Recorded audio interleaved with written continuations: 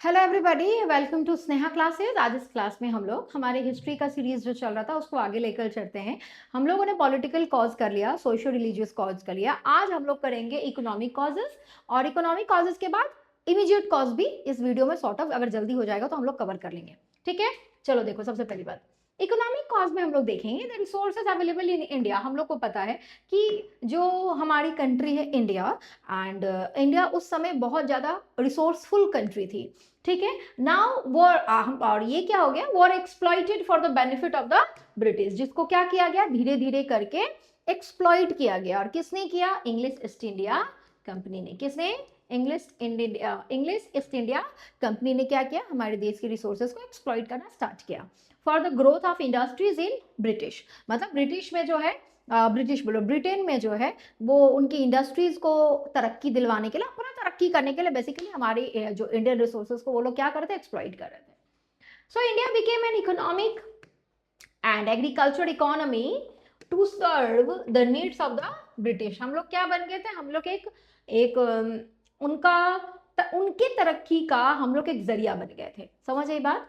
अब देखिए ना, raw material was exported and finished goods were imported which रूइन the नेचर्ड Indian industries and handicraft. अब हो क्या रहा था, जैसे फॉर एग्जाम्पल कॉटन, वो लोग कॉटन जो है वो यहाँ से खरीदते थे, हमसे खरीदते थे और अपने कंट्री में उसको बेचते थे, वहां पे फिनिश गुड्स बनाते थे, फिर उसी फिनिश गुड्स को इंडिया में इंपोर्ट करवाते थे। अब उसी फिनिश गुड्स को कौन खरीदेगा? हम इंडियंस ही खरीदते थे। अब इससे क्या हो रहा था, जो ऑलरेडी एग्जिस्टिंग हमारे इंडिया के जो हैंडक्राफ्ट्स लोग थे, जो आर्टिशियंस लोग थे, वो बहुत ज़्यादा उनका लॉस हो रहा था। मतलब वो धीरे धीरे विलुप्त होते जा रहे थे, क्योंकि इंडियन पीपल को जो है वो धीरे धीरे ब्रिटिश गुड्स का इस्तेमाल करने का जो है वो आदत पड़ रहा था। ठीक है, और ये तो अभी भी आदत पड़ा हुआ है। हम लोग कोई भी मैक्सिमम चीज जो आप इस्तेमाल करते हैं, जो सारा का सारा चीज वो बाहर देश में ही बना हुआ रहता है। ठीक है, और कर भी कुछ नहीं सकते, यहाँ पे बहुत कम चीजें बनती हैं।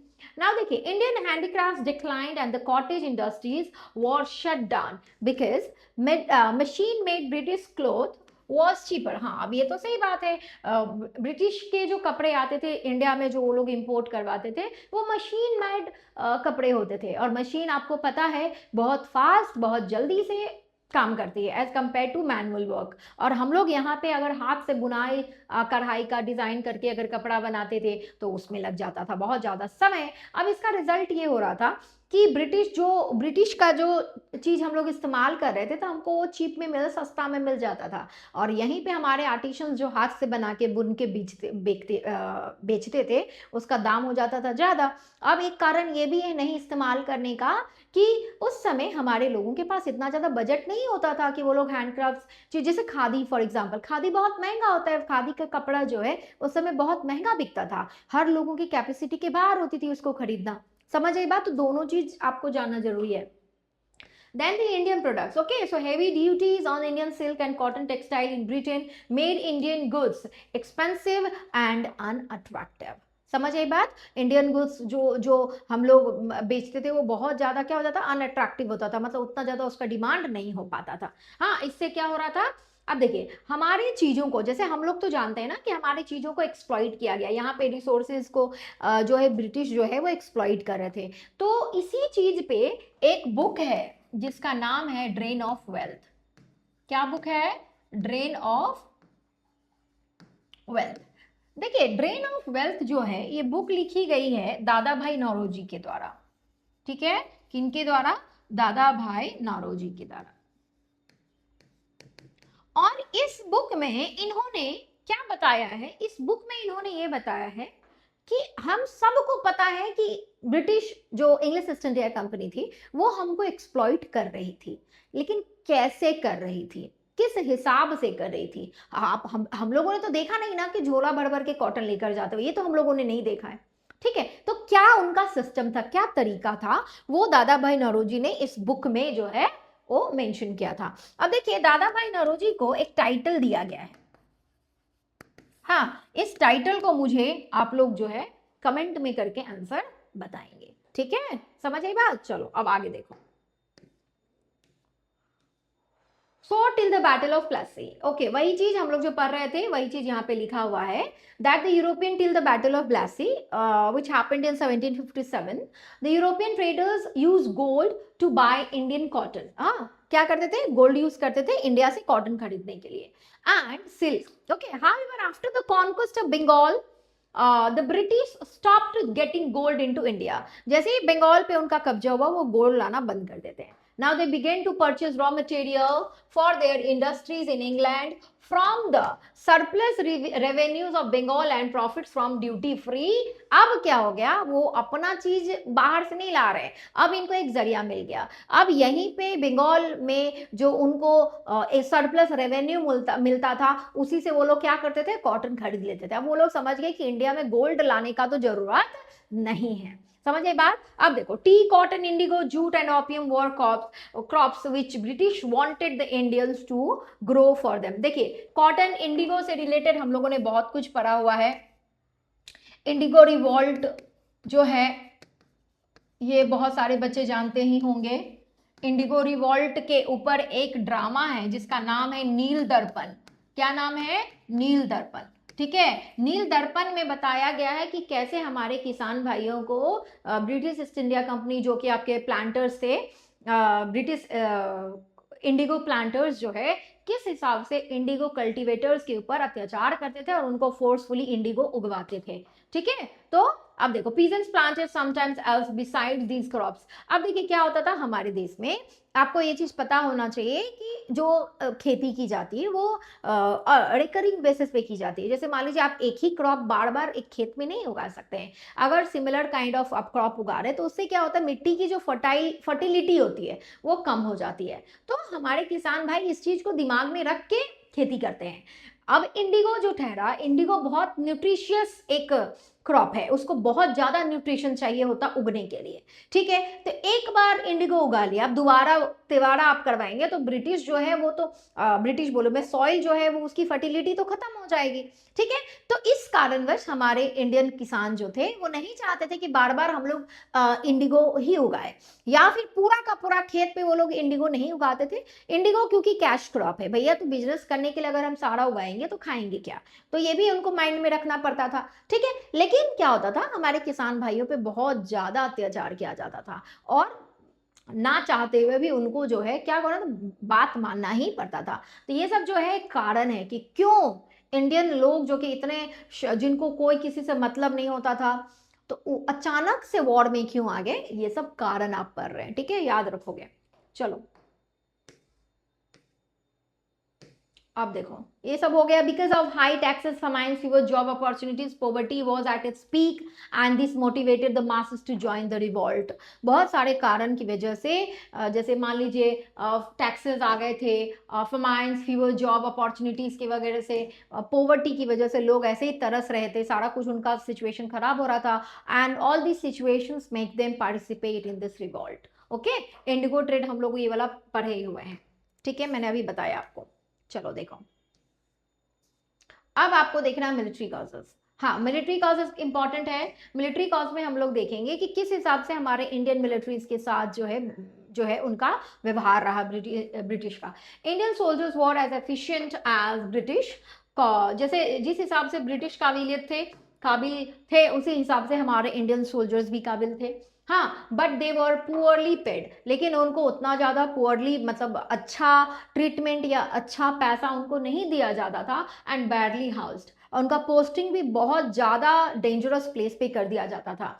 British military authorities forbid the sepoys from wear caste और सेक्रेटरी मार्क्स। ब्रिटिश ने क्या किया, मेनली उनका मकसद ही था सेंटिमेंट को हर्ट करना उनके। तो इन लोगों ने क्या किया कि जो भी मिलिट्री है, मतलब जो भी जो पर्टिकुलरली अपना जो एक रिलीजन छाप होता है, जैसे कोई तिलक पहन लिया, पगड़ी पहन लिया, व्हाइट कैप पहन लिया, कोई पोइता जो जनेऊ होता है वो डाल लिया, तो ये सब उन्होंने मना कर दिया था। And this thing directly hurt our Indian soldiers sentiment. Okay, now see, now and all higher positions in employment were reserved for the British only. जो भी ब्रिटिश एम्प्लॉयर्स थे, जो ब्रिटिश सोल्जर्स थे, उन्हीं को एक अच्छा अच्छा पोस्ट मिलता था, हमारे किसान, हमारे जो भाई सोल्जर्स भाई थे उनको नहीं दिया जाता था, ठीक है। And formerly occupying high position in the armies, native princes could not be raise above the rank. और अगर मान लो कोई ऑलरेडी हमारा कोई इंडियन बंदा जो है वो आपका पोस्टेड है किसी अच्छे पोस्ट पे, ठीक है, मतलब आर्मी का या सोल्जर का पोस्ट पे, तो उसका भी पोस्ट जो है वो एक फिक्स कर दिया जाता था। जैसे कि बोला गया लास्ट वो सूबेदार तक जाएगा, सूबेदार से ऊपर वो जा ही नहीं सकता। बल्कि अगर कंपेयर करें हम लोग ब्रिटिश एम्प्लॉयर, जो ब्रिटिश लोग थे, जो आपके मिलिट्रीज थे, उनका हायर रैंक जहां तक वो जाना चाहेगा वो जाएगा। समझ आई बात। And the soldiers were required to serve in areas away from their homes. और सोल्जर्स को तो ऑब्वियस घर से बाहर जो है बहुत दूर उनको जाना पड़ता था काम करने के लिए, एंड विदाउट एक्स्ट्रा पेमेंट। लेकिन उसके लिए उनको एक्स्ट्रा पेमेंट नहीं दी जाती थी, एंड एडिशनल भत्ता, ठीक है। And the Post Office Act of 1854 withdraw the privilege of free postage enjoyed सिपाही। हाँ, अब पोस्टेज जैसे पोस्ट वाला जो चीज था वो भी उनसे छीन लिया गया, मतलब आप फ्री का पोस्टेज नहीं कर सकते हैं, ठीक है। तो ये सब चीजें जो है ये एक बहुत ही ज्यादा एक सेंटिमेंट को हर्ट कर रहा था, और ये सब कारण है जिसकी वजह से हम लोग पार्टिसिपेट किए 1857 के रिवॉल्ट में। देखो जनरल सर्विस एनलिस्टमेंट एक्ट ये बहुत इंपॉर्टेंट है, इसको थोड़ा सा याद रखोगे। According to traditional belief, it was a taboo for a Brahmin to cross the seas. Okay, and the British Parliament passed the General Service Enlistment Act in 1856. अब इस एक्ट में क्या किया गया? As per this act, Indian soldiers could be overseas on duty. ये उस तरफ जाना सही नहीं मानते था, इनको जाना पड़ेगा। The act did not take into account the sentiment of the Indian soldiers. ये एक्ट जो है ऑब्वियस क्यों लेगा, इंडियन सोल्जर्स के सेंटिमेंट को क्यों सोचेगा, वो लोग बिल्कुल भी नहीं सोचा।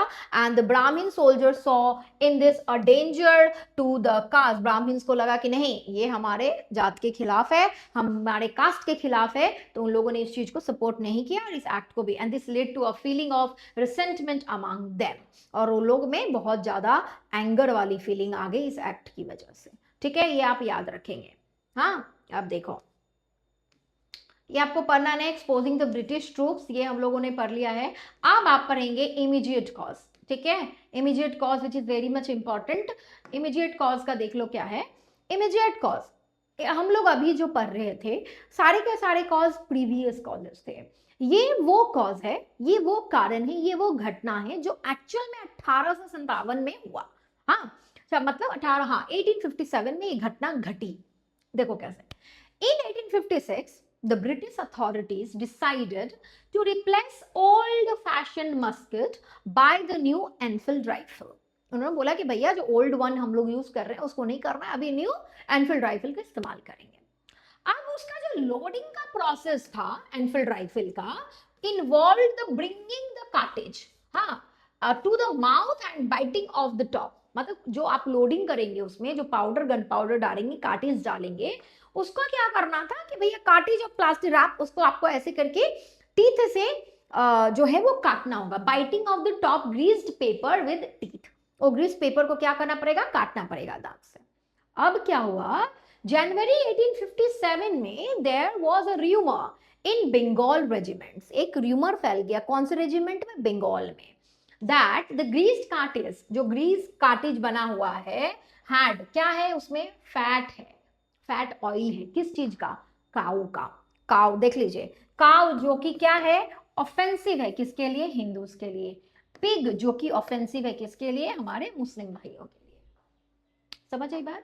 गाय हम लोग जो हिंदूज हैं उनके लिए ऑफेंसिव है कि वो मुंह में लगा ले, और पिग मुस्लिम भाइयों के लिए ऑफेंसिव है कि वो मुंह से काट ले, ठीक है। और रेजिमेंट्स में तो दोनों मिक्सचर थे, ठीक है। So this hurt the sentiments and created widespread anger among our Indian soldiers. Okay, now the situation became more serious when in May 1857 85 soldiers at Meerut में refused to use these cartridge। उन लोगों ने 85 soldier एक साथ उन्होंने मना कर दिया कि हम लोग ये कार्टेज इस्तेमाल नहीं करेंगे, जो करना ही करो। नाउ एंड वो सेवरली पनिश्ड, उनको अब जो करना ही करो मतलब क्या, उनको बहुत ज्यादा पनिशमेंट मिला ब्रिटिश से, कोर्ट मार्शल कर दिया गया और उनको कुछ को तो जेल जो है उनको इम्प्रिजनमेंट कर दिया गया। समझ आई बात? And this harsh action angered other soldiers and acted as an immediate spark for rebellion। और ये जो ट्रीटमेंट था जो 85 सोल्जर्स के साथ किया गया, ये पूरे के पूरे और भी रेजिमेंट के जो सोल्जर्स थे उनको बहुत ज्यादा हर्ट किया और उन लोगों ने डिसाइड किया कि ऐसे नहीं चलेगा, इस वॉर में पार्टिसिपेट करना है। हाँ, सो ये एक स्पार्कलिंग का काम किया इमीडिएट कॉज जो है ये आपका। ठीक है, देखिए अब हम लोग इमीडिएट कॉज कर रहे हैं, एनफील्ड राइफल कर रहे हैं और मंगल पांडे के बारे में ना पढ़िए, अधूरा रहेगा। आपको मंगल पांडे के बारे में पढ़ना ही है, as if he is such a brave soldier, so we need to study about him. देखिए, सो मंगल पांडे आप पिक्चर से समझ रहे हैं। सो देखिए, Mangal Pandey became famous for his act of defiance.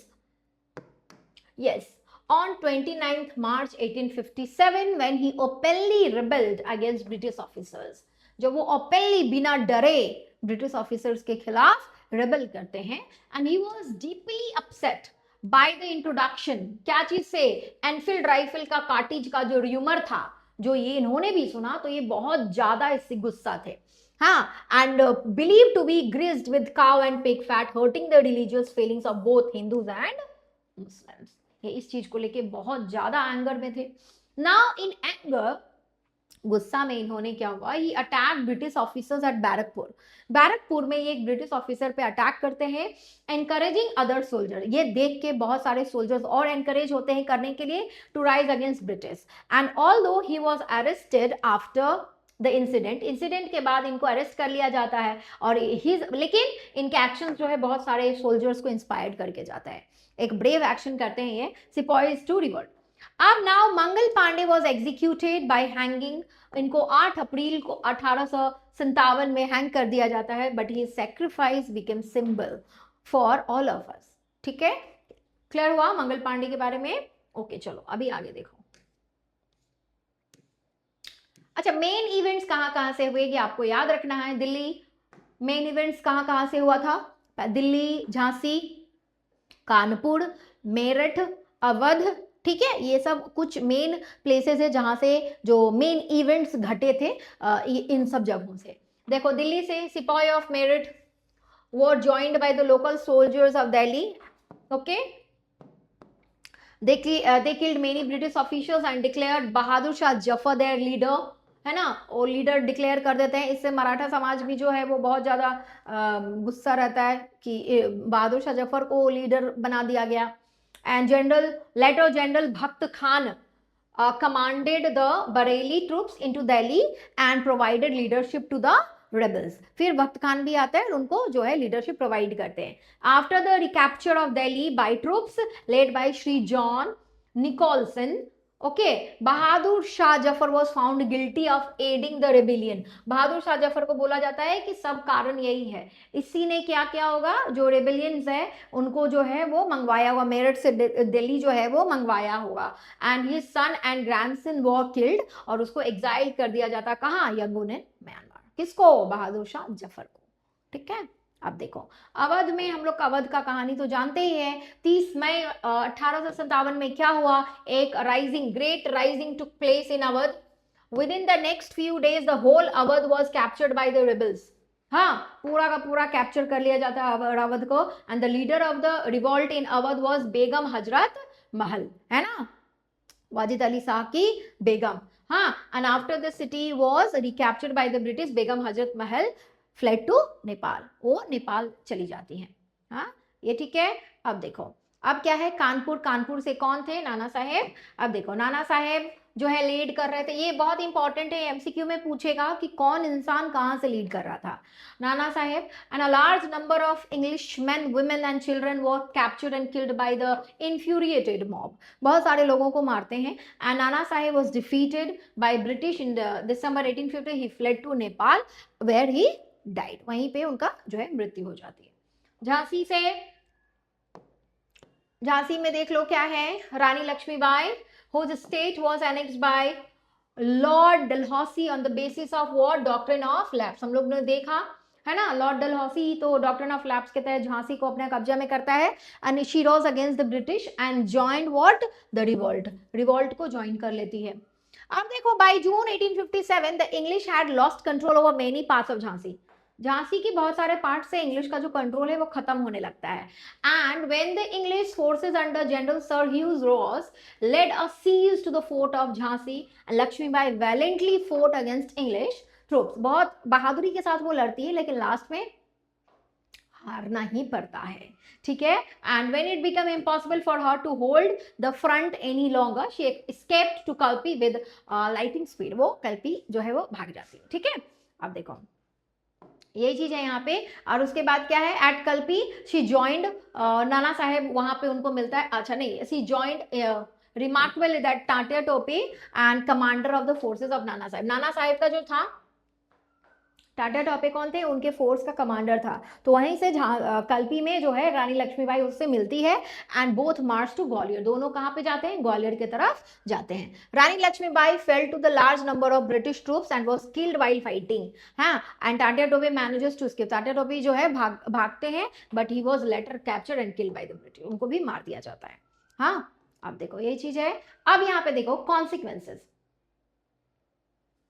Consequences of revolt. Revolt ये जो हुआ इसका क्या जो है हसर रहा। सबसे पहला एंड ऑफ कंपनीज रूल। सबसे पहले तो कंपनी रूल जो है वो खत्म हुआ।